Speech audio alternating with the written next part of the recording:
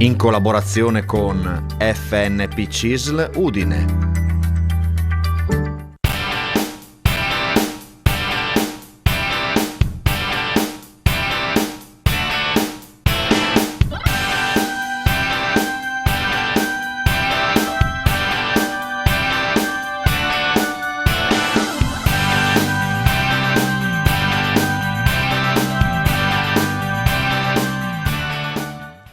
Un saluto ai nostri amici telespettatori, eccoci al consueto appuntamento con la rubrica Sportello Pensionati. Vediamo subito chi sono i nostri ospiti di oggi. Beh, accanto a me c'è una vecchia conoscenza, l'abbiamo già avuta qui, ospite tante volte, Anna Pignata, che è segretaria RLS Cervignano Palmanova. Mi pare che abbia avuto un incarico nuovo, no? Superiore rispetto a quello che aveva prima, dopo il recente, no? Dopo la serie di congressi che avete avuto. E poi scopriamo subito la new entry, quindi oggi, battesimo del fuoco. Esattamente. Abbiamo la new entry, Davide Terenzani. Buonasera Davide a tutti. Terenzani, grazie per essere qui. Grazie a voi. E Davide Terenzani è dell'Ast CISL di Udine. Responsabile, sì, dell'Ast CISL di Udine, nonché operatore dell'ufficio vertenze della CISL di Udine, sempre. Anche qui un po' un ruolo rafforzato rispetto a prima. Assolutamente, c'è una parte rilevante che è di gestione propriamente politica e una parte in difesa dei diritti dei lavoratori, proprio nello specifico la mia attività è prevalente in questo. E così abbiamo conosciuto Davide, no? Bisognava far parlare Davide, anche perché domani ci sarà una manifestazione, uno sciopero indetto dalle sigle sindacali CGIL, UIL, esattamente. E la CISL come mai non partecipa? A parte che già tempo fa aveva detto no, ma noi siamo contrari allo scontro e noi siamo soprattutto per il confronto e per costruire insieme.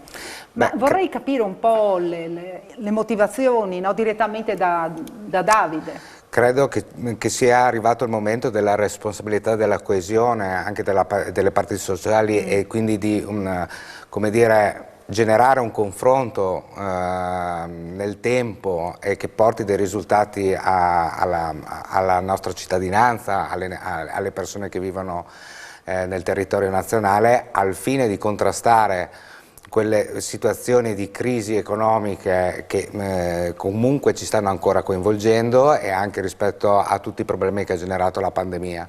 Quindi non è il momento di creare una rigidità nella contrattazione che è alla base anche della politica della CISL, ma di essere una parte fondamentale nella nuova ripartenza, nella crescita, insomma, e nella gestione dei fondi che arriveranno dal PNRR. Ecco, quindi domani non sarete in piazza e quindi vi siete preservati per avere la scena tutta vostra il 18, perché sarete da soli. Esattamente, ma è meglio soli? Volevo strappare una battuta e un sorriso a Davide.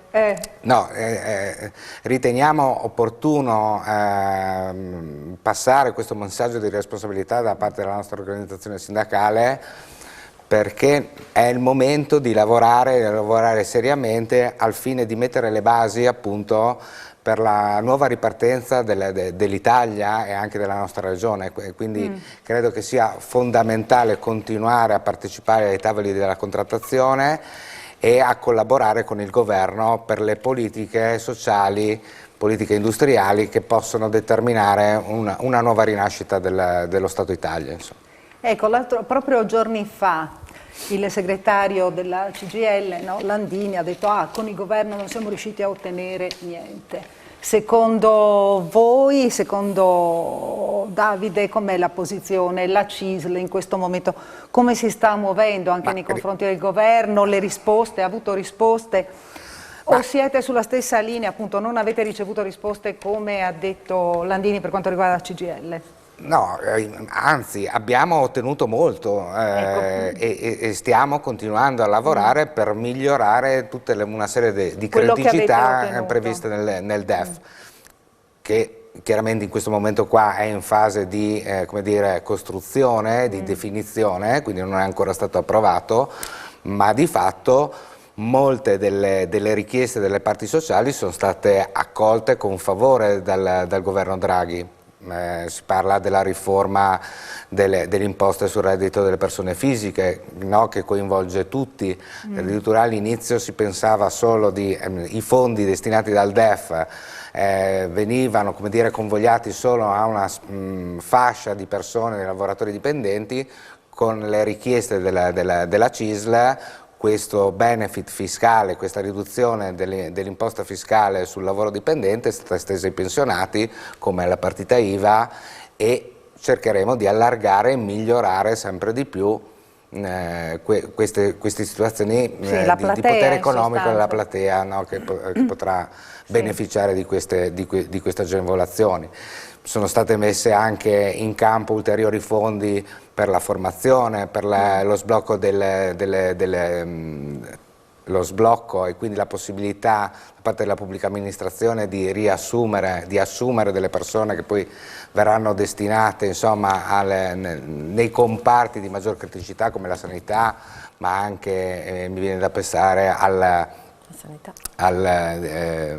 all'attività fatta dagli ispettori del lavoro, quindi legate anche alle politiche attive e passive, no? Sempre previste dal DEF, per cui molte delle nostre richieste sono state necessariamente accolte. Magari riprendiamo fra un po', no? la chiacchierata anche con Davide e passiamo a Anna. Io volevo capire, appunto, avete fatto tutti questi congressi, quindi il sindacato si è un po' riorganizzato, un tocco di modernità, di novità per essere sempre più vicini alla popolazione. Certo. Sì, allora abbiamo adesso appena finito il nostro iter per quanto riguarda congressuale della Udinese Bassa Friulana, e quindi i territori sono diventati 5, non c'è più il territorio di Tricesimo.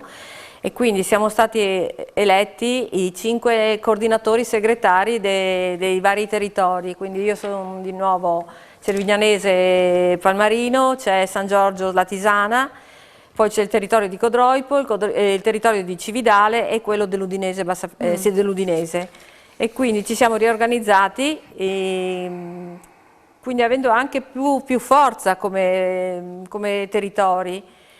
E la scelta della CIS è stata regionalizzare tutte le categorie, quindi un solo segretario generale regionale, e poi a catena ci sono prima dove erano le AST, che c'erano i segretari territoriali, sono diventati coordinatori, e noi 5 territori siamo segretari coordinatori, quindi siamo più vicini, riusciamo anche a organizzarsi meglio per quanto riguarda il discorso degli sportelli, il nostro discorso di volontariato, che è il nostro lavoro in pratica. È un lavoro che dà soddisfazione, dà tante cose, però siamo quindi più attivi, poi anche in questo momento è stata anche la conferma per acquisire anche persone nuove, perché io in questo momento col discorso dei congressi sono riuscita a recuperare anche 2 persone, invogliarle a fare sportello, che stanno cominciando a fare sportello. Questo non è successo solo da me, ma anche negli altri territori. Ecco, infatti volevo proprio chiederti questo, la difficoltà di ingaggiare, fra virgolette, nuovi volontari, perché chiaramente l'FNP, per essere più presente sul territorio, ha bisogno di persone. Perché voi mostrate la faccia, siete lì a contatto con le persone, lo fate gratuitamente, quindi impiegate tanto, no, del vostro tempo libero. Questo sì, coinvolge a me quasi tutte io sono 4 giorni alla settimana coinvolta la mattina in ufficio, quindi, ma ci sono dei miei miei colleghi che fanno anche pomeriggio, quindi non è che siamo, questo in tutti i territori, quindi più persone siamo e più riusciamo anche a essere presenti, magari anche in 2, perché tante volte tra il telefono, gli appuntamenti che poi prendiamo noi adesso per quanto riguarda il patronato e le persone che si rivolgono, siamo veramente... Infatti abbiamo appena visto, no? Le telefonate per prendere appuntamenti al patronato, abbiamo visto la slide con tutte le sedi, magari poi la riproporremo anche. più volte nel corso della trasmissione. Sì, ma allora adesso c'è un dimmi. numero unico del patronato dell'INAS. Questo, quando non risponde Udine, rispondono tutte quelle sedi periferiche lì che vediamo in quella slide lì. Quindi chiaramente tante volte dicono non rispondete mai, rispondiamo perché chi prima, quando vedi che suona, e abbiamo anche un programma per mettere dentro gli appuntamenti, riusciamo a dire io rispondo da Palmanova, dove ti serve l'appuntamento? A Codroipo, ti serve alla Tisana, a San Giorgio, quindi si riesce così anche a inserire gli appuntamenti senza... che a volte perché dicono non rispondete mai, rispondiamo, purtroppo dico siamo sul volontariato, ci sono dei momenti che magari sono solo in ufficio, o l'altro telefono che suona, o l'utente che viene a chiedere informazioni, chiaramente non siamo sempre pronti, però... Abbiate pazienza. Abbiate pazienza, sì, ho detto... I volontari ci sono, Sì, abbiate pazienza, sono a vostra disposizione. Tornerei da Davide, parliamo allora, domani, ribadiamo il concetto, domani non sarete in piazza con la CGIL e la UIL. Però sabato vi siete organizzati per muovervi almeno 200 da Friuli Venezia Giulia per andare a Roma? Esattamente, con i mezzi pubblici,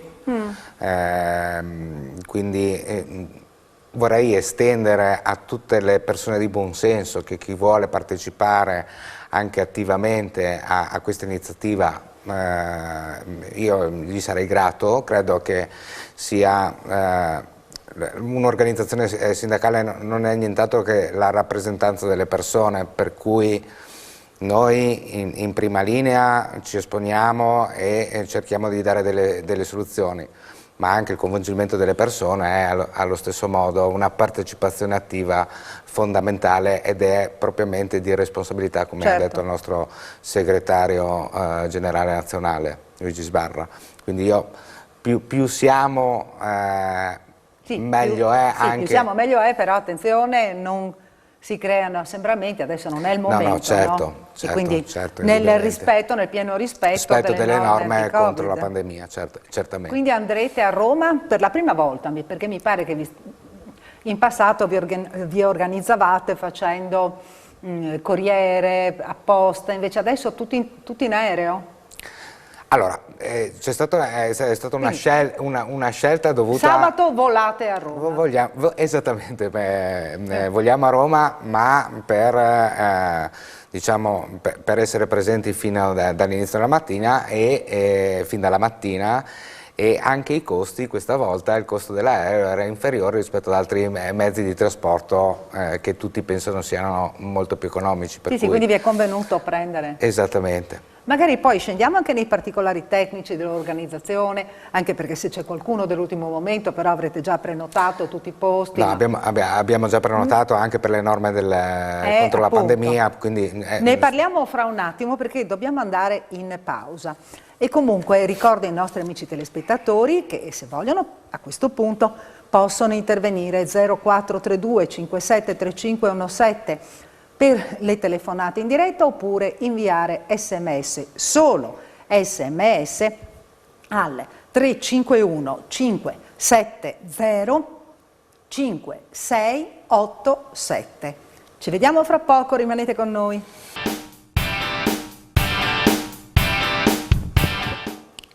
Eccoci nuovamente in studio 0432 573517 per telefonarci, per parlare in diretta con i nostri ospiti, e poi solo sms al 351 570 5687. Ritorniamo a parlare della manifestazione prevista per sabato 18 dicembre a Roma. Abbiamo detto che già il sindacato, che sarà esclusivamente una manifestazione della CISL. Già i cislini del Friuli Venezia Giulia si sono organizzati, partiranno in aereo, però se qualcuno vuole aggregarsi, chiaramente il volo è prenotato, però se qualcuno vuole prenotarsi, aggiungersi all'ultima ora, ci sono sempre altri mezzi di trasporto. Mezzi di trasporto per poter raggiungere Roma, ben accetti, sì, esattamente. Potrei anche, mi sentirei anche di dire che vorrei veicolare questo messaggio, se possibile, chiederei a tutta la cittadinanza, a tutta la regione Friuli Venezia Giulia di avvicinarsi alla CISL, alla nostra organizzazione, e rendersi partecipe in tutte queste attività che noi svolgiamo nella quotidianità, perché anche avere il raffronto diretto con le persone, avere un coinvolgimento diretto con le persone è fondamentale anche per la buona riuscita della nostra azione sindacale, anche in queste politiche, no, sulla determinazione delle politiche nazionali che avranno sicuramente impatto sulla cittadinanza, sulle persone. Ecco, poi nel corso della trasmissione magari sentiremo ancora Davide sulle richieste che così specifichiamo e così si imprimono bene anche nella mente dei nostri telespettatori, e che appunto invitiamo magari anche a esprimere la propria opinione. Sentiamo Anna, ecco le ultime richieste, le richieste più pressanti che hai ricevuto nell'ultimo periodo, perché la settimana scorsa la trasmissione è appunto andata in replica, quindi sono 15 giorni, abbiamo un po' abbandonato i nostri telespettatori, fra virgolette, che non hanno avuto la possibilità di mettersi in contatto direttamente con gli ospiti della nostra trasmissione. Chiaramente la novità a partire da marzo del prossimo anno è l'assegno unico, che quindi chiedono informazioni per quanto riguarda l'assegno unico e noi diciamo per ora dovete fare l'ISEE, l'importante è fare l'ISEE. E l'ISEE dopo le domande, quindi con marzo vedremo il discorso dell'assegno unico che ancora non è tutto definitivo, comunque l'importante è avere l'ISEE per ora. Ecco, io leggevo questa cosa del segretario Monticco. Sì, ci sono alcune criticità. Ci sono 3 punti critici, no? Sì. Sollevati dalla... Vogliamo ricordarli un attimo? Oddio, dove sono? Se li hai sotto mano, perché io li ho. Allora, l'assegno unico può costituire un importante sostegno appunto per le famiglie con figli ed è necessario che tale strumento venga calibrato adeguatamente per evitare disarmonie e soprattutto la penalizzazione di alcune categorie di lavoratori. Questo dice il vostro segretario regionale. Quindi i 3 punti problematici della norma, che sono emersi da simulazioni effettuate sulla base dei dati resi noti dal governo. Quindi sono state fatte delle simulazioni, non sono evidenziati 3 punti critici così perché uno si fa, no? Pensa, fa un giudizio personale, no, è un giudizio basato sulla ricerca specifica. Sì, Anna. Sì, noi stiamo vedendo perché le criticità ci sono e quindi ci sono degli esempi che fa il nostro segretario, ad esempio un genitore unico, lavoratore dipendente con 3 figli, casa e patrimonio, magari rischia di avere un ISEE alto e non avere meno... Sì, ci sono varie cose da vedere. Poi cosa... Sì, perché la poca chiarezza sulla scelta di destinazione della quota contributiva impiegata oggi sull'assegno per nucleo familiare, poi se la maggior parte delle famiglie interessate dovrebbe beneficiare anche in modo cospicuo della riforma sugli assegni. Sì, ci sono tante cose. Sì, tante cose. E comunque ti arrivano richieste proprio su questo. Tanto l'informazione, come possono fare, cosa devono fare. Io suggerisco di fare l'ISEE, perché è la prima cosa da fare. E poi c'era il discorso del bonus mamma, che sembrava che sparisse. Il bonus mamma vale per le donne incinte, in questo periodo, che sono incinte adesso, e quindi entro fine febbraio devo fare la domanda per avere il bonus mamma. E poi c'è il discorso bonus bebè, che non sparisce con quest'anno. Il bonus bebè, quindi con gli 800 euro alla nascita, viene erogato per tutto il 2022. Quindi è una cosa, in questo momento, ragazze che entrano magari prima del 7° mese di gravidanza, cose lì, e vengono a informarsi perché dicono ma perdiamo questi soldi, invece no. Ecco, spieghiamo in che cosa praticamente in che cosa consiste il bonus, che cosa sono dei bonus che danno alla nascita a ottenere, ecco. Sono dei bonus che si chiama bonus mamma domani e bonus bebè, quindi sono 2 bonus di circa 800 euro che viene erogato alla nascita dei figli. E quindi possiamo riprendere fra un attimo perché diamo una risposta a un messaggio. Buonasera, leggo su vari siti che l'inflazione 2021 in Italia è superiore al 3%. come mai la perequazione per le pensioni è solo dell'1,7%? Qui chi chiamiamo in causa? Chiamiamo in causa il politico della situazione? No, direi che è molto più brava su questo la Federazione dei Pensionati. Non credo, no, effettivamente evidentemente sì. L'inflazione è superiore al 3%. E la perequazione per le pensioni è solo dell'1,7%. Quindi se facciamo un po' di raffronto, di percentuali, dovrebbe essere un tantinin più alta, no? La perequazione per le pensioni, non solo dell'1,7%. O è una, non so, o è una sensazione mia? Allora, perché questo è quanto ci rileva il telespettatore. Tra l'altro vedo Emanuele è un telespettatore molto molto attento, ci segue, ci invia frequentemente messaggi, soprattutto messaggi di questo genere, no? Anna, ci sei? Sì, stavo guardando il discorso della perequazione, ma è tutto perché è tutto in divenire comunque, perché ancora non c'è niente di deciso. Noi non andiamo allo sciopero perché non chiudiamo il tavolo di contrattazione, e quindi questo è da discutere.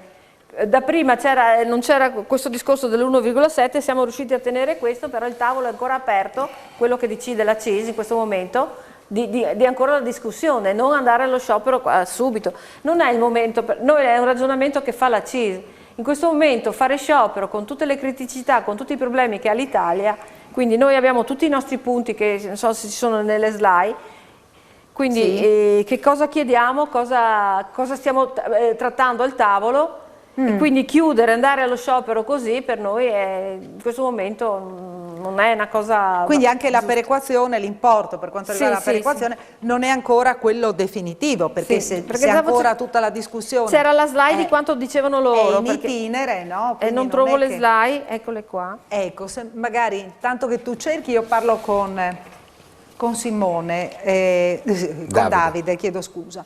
E allora, valorizzare le conquiste e migliorare ancora la legge di bilancio. Vediamo i punti uno per uno. Più risorse per la sanità pubblica. Beh, direi che è fondamentale. Questo è sotto gli occhi di tutti. È fondamentale soprattutto perché è l'unica, diciamo, comparto che ha dato risposte concrete alla cittadinanza in un periodo drammatico, quale quello che stiamo vivendo, rispetto magari al settore privato che comunque ha partecipato attivamente nella gestione della pandemia. Ma la pubblica amministrazione, la sanità pubblica è presente in maniera capillare su tutto il territorio, per cui deve essere necessariamente potenziata, presente in tutti i territori. Quindi meno tasse per lavoratori, pensionati e famiglie, anche questo è una richiesta che viene riproposta sempre, sempre. Di fatto in questo momento qui rispetto ai fondi che arriveranno dal PNRR c'è stato un accoglimento da parte del governo Draghi e quindi verranno destinati, è un punto chiaramente di partenza su cui è necessaria la contrattazione e una partecipazione continua in tutte queste dinamiche. Ma di fatto in questo momento si sono messe le basi importanti per andare a ristrutturare tutto il comparto del fisco e quindi a beneficio di tutti i lavoratori, le famiglie e del potere d'acquisto delle famiglie stesse. Ecco, più risorse per rinnovare i contratti pubblici, quindi anche il comparto... Anche qui da molti anni la contrattazione con la controparte datoriale sui rinnovi contrattuali era per alcuni comparti ferma e quindi necessariamente anche lì bisogna trovarsi nuovamente e rivedere un attimino qual è diciamo, la giusta retribuzione rispetto alle professionalità delle persone che operano all'interno delle aziende, che sono molto spesso un valore aggiunto al fine di trovare anche i risultati sul mercato, la qualità del prodotto e quant'altro. Ecco, più assunzioni e stabilizzazioni per la pubblica amministrazione, la sanità, la ricerca, anche questo, no? È dopo tanti anni una richiesta che state facendo da Esattamente, tempo, ma soltanto che adesso è ancora più... C'è stato lo sblocco dell'impossibilità di assumere da parte della pubblica amministrazione, per cui ci aspettiamo in tempi brevi che insomma venga implementato l'organico e vengano riconosciute dei contratti stabili a tutte le persone anche che operano nel comparto della ricerca, che è stata fondamentale nel periodo pandemico. E qui arriviamo ai pensionati, perché Davide è ancora un lavoratore attivo, giovane. Qui parliamo di pensionati, di persone che percepiscono la pensione, quindi piena rivalutazione delle pensioni. Ecco qua che arriviamo alla perequazione. Il discorso che poi noi anche chiediamo, perché dopo molti anni si riducono anche le tasse sui pensionati, le rivalutazioni, e poi la riforma della legge Monti-Fornero sulle pensioni stiamo guardando. E poi anche sul discorso dell'estensione alla 14ª anche per altre quote, non solo quelle minime per quanto riguarda le pensioni. E quindi sì, ci sono alcune cose da rivedere, perché sì, la perequazione è l'1,7, però chiedendo anche la riduzione dell'IRPEF per alcune cose, quindi una cosa bilancia l'altra, questo. Quindi staremo a vedere Staremo se a vedere, sarà. dico pure, Caro telespettatore, caro Emanuele, molto attento, siamo in attesa di avere il tavolo è aperto, notizie, noi no? non abbiamo chiuso, non andiamo allo sciopero, quindi noi il tavolo è aperto alle discussioni, chiaramente finché si discute, si sta seduti, è una cosa della CIS la contrattazione, è una cosa basilare per noi della CIS, la contrattazione. Bene, andiamo in pubblicità, ci ritroviamo qui in studio tra qualche istante, vi ricordo 0432, lo vedete in sovraimpressione, 0432 573517 per parlare con i nostri ospiti, oppure sms al 351 570 5687. Ci vediamo fra poco, rimanete con noi.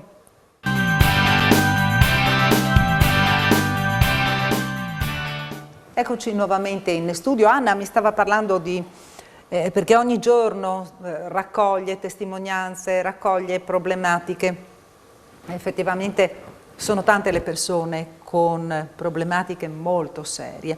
Ecco, questo è il caso che state vedendo di risolvere in qualche modo? Allora c'è questo ragazzo autistico di 16 anni circa, che è sempre stato seguito dal papà per quanto riguarda invalidità, tutto quanto, lo seguiva il papà è andato in pensione, purtroppo è anche deceduto.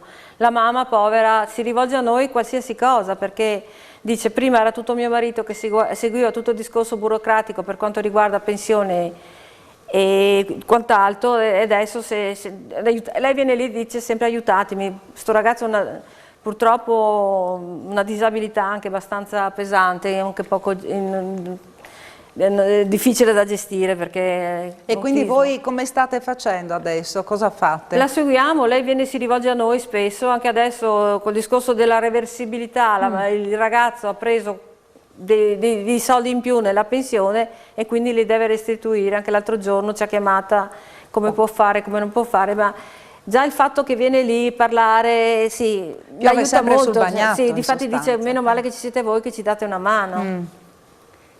Ecco, nel frattempo è arrivata e quindi state cercando di... Sì, di cercare di vedere come dilazionare, come risolvere. Sì, sì. E voi l'unica cosa che potete fare è dare una mano proprio per le carte. Sì, proprio il discorso che è burocratico, ma io immagino perché... Sì, in una famiglia non è che tutti seguono il discorso burocratico, magari una persona, l'altra... E la mamma purtroppo, povera, si è trovata in questa situazione col figlio con grosse disabilità, perché viene ogni tanto lì anche il ragazzo. Io lancerei un appello, eventualmente se ci sono persone che vogliono dare una mano, che si rivolgano a voi, no? Certo. Per aiutare questa famiglia in difficoltà. Sì. Quindi rivolgetevi allo sportello di... Palmanova, Cervignano, noi siamo Palmanova e a Cervignano, ma comunque tutti i sportelli, quello di Codroipo, quello di San Giorgio, quello di Manzano, quello di Latisana, quello di Cividale, quindi noi ci siamo a Udine, noi siamo... Però ecco, soprattutto in casi come questo, magari certo. Uno slancio in più, no? Assolutamente, anche perché, non so, Sono i casi che, va bene, c'è la persona che ha bisogno dell'invalidità civile, ci sono le disabilità, hanno bisogno della badante, ma queste cose qui ti colpiscono perché penso a un genitore in difficoltà perché già avere un figlio con problematiche e avere in mano tutta la situazione è dura, penso che sia una cosa molto dura. E quindi io cerco, dico, quando vado a casa se riusciamo a aiutare un pochino mi sento bene, nel senso che, anche se mi porto magari i problemi, perché sentire di questi problemi qua, tante volte ti dici, ma quanto stiamo bene noi, che non sì. E te li porti a casa. E te li porti a casa, certo. C'è un messaggio scritto da Anna da Gorizia, anche lei è una nostra affezionata. Verranno rivalutate anche le pensioni minime? Tutte le pensioni, sì. C'è un ricalcolo su tutte le pensioni.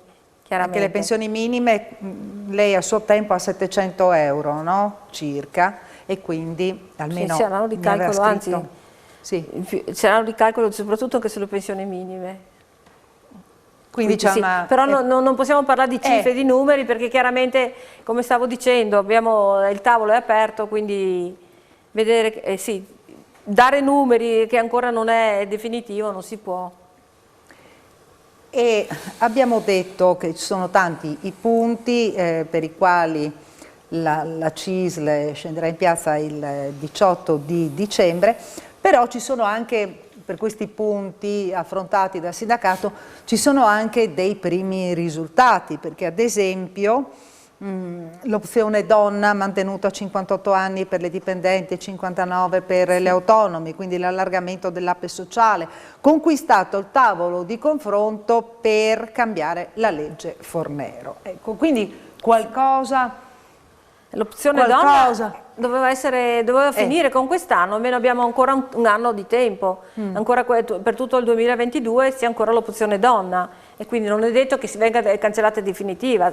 Intanto era anche l'anno scorso, è stata prolungata per tutto l'anno 2021, sì. Vediamo adesso per il 2022, quindi che vedo che le domande ci sono, sì. Una donna magari dice ho i miei 35 anni di contributi, perché non approfittarne? Anche perché magari si comincia a avere i genitori anziani, le persone così. Sono tante le donne che si rivolgono anche da voi al vostro sportello? Ci sono, io sì, diverse che vengono per opzione donna. Sì, sì, sì. Ecco, ritorniamo appunto a Davide, si diceva ottenuto qualcosa, almeno qualche segnale di apertura. Beh, diversi segnali di apertura, perché come dicevi poc'anzi, aver conquistato la partecipazione al tavolo per la riforma delle pensioni, quindi la rivisitazione o la trasformazione della legge Fornero, o comunque essere una parte attiva in questa partita è, direi, fondamentale, perché rappresentiamo di fatto le persone e tutti i nostri associati, insomma, ci chiedono di essere una parte in causa in questa vicenda. Dopodiché, rispetto anche all'estensione della cassa integrazione universale, rispetto anche al periodo pandemico, il rafforzamento e la rivisitazione di tutte le politiche passive rispetto a chi perde involontariamente il posto di lavoro, quindi parlo della indennità di disoccupazione, la NASPI o la DISCOL per le gestioni separate, un rafforzamento della bilateralità che molto spesso i lavoratori attivi se ne dimenticano, ma è una parte integrante della propria retribuzione, su cui possiamo avere dei benefici su visite sanitarie, sul tampone, per dire, che viene pagato dalla bilateralità, come ci sono dei bonus anche per i figli rispetto al trasporto pubblico, se devono andare a scuola e utilizzare appunto, diciamo, i mezzi pubblici. C'è stato appunto lo sblocco sui rinnovi contrattuali della pubblica amministrazione, è stata implementata gli importi destinati alla rimodulazione del fisco, e quindi secondo noi questi sono dei grandi risultati, degli ottimi risultati, ma continueremo a lavorare in tal senso per migliorare tutte queste partite. E ci scrive Marisa: vorrei sapere se 8 mesi che ho fatto a casa per congedo parentale vengono conteggiati per la pensione. Dipende se i congedi parentali, nell'arco della vita lavorativa si ha diritto a 2 anni di congedi parentali, dipende il tipo di congedi che ha fatto. Perché qui lei non mi ha specificato, perché mi ha solo scritto se 8 mesi che ho fatto a casa per congedo parentale se vengono conteggiati per la pensione, non mi ha scritto altro, quindi non riesco a capire. Perché quindi se dipende dal congedo tipo, dipende. Ecco, da che cosa dipende, Anna? No, dipende perché ci sono quelli che ci sono i contributi figurativi e quelli che, dico pure, con i 2 anni nell'arco della vita lavorativa che si ha diritto a stare a casa che non si prendono, quindi non saprei dire. Qui bisognerebbe vedere che tipo di, cioè come ha fatto il congedo parentale, con che contratto, chiaramente con che contratto di lavoro, no? Sì, Ecco, spiegare, quindi specificare. cosa deve fare in questo caso? Viene al patronato, quindi riusciamo anche con la domanda che ha fatto di aspettativa, di congedo, cosa ha fatto, perché così, detto così, non è che si riesce a capire. Bisogna vedere che tipo di, insomma, che tipo di contratto. Quindi, signora... Per cosa le ha fatti anche, sì, si deve vedere. Marisa, signora Marisa, io... Si rivolge a un nostro sportello di patronato. Ecco, lo sportello qui non mi scrive neanche da dove, praticamente dove viva, dove abiti. Sì, i nostri sportelli sono pur detto. Abbiamo visto, no? Sono un po' ovunque. Un po' ovunque, sì, certo.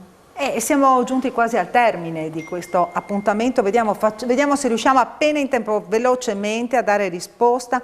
Sono della classe 1964, ho iniziato a lavorare nel 79, vorrei informazioni per la pensione.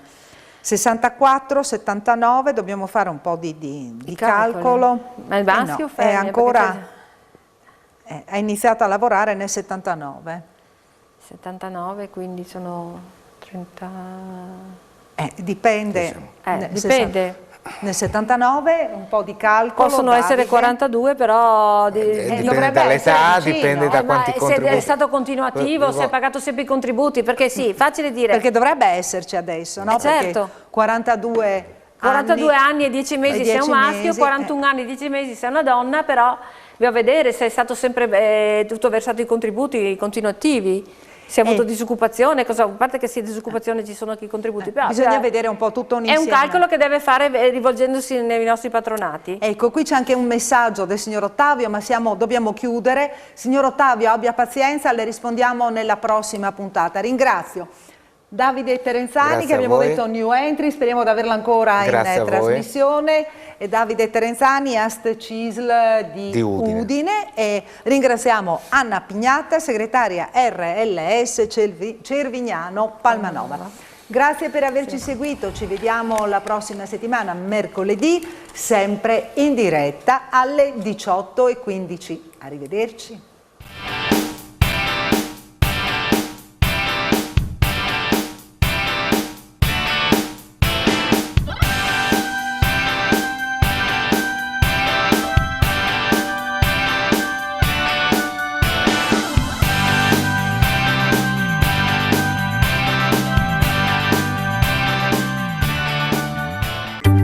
In collaborazione con FNP CISL Udine.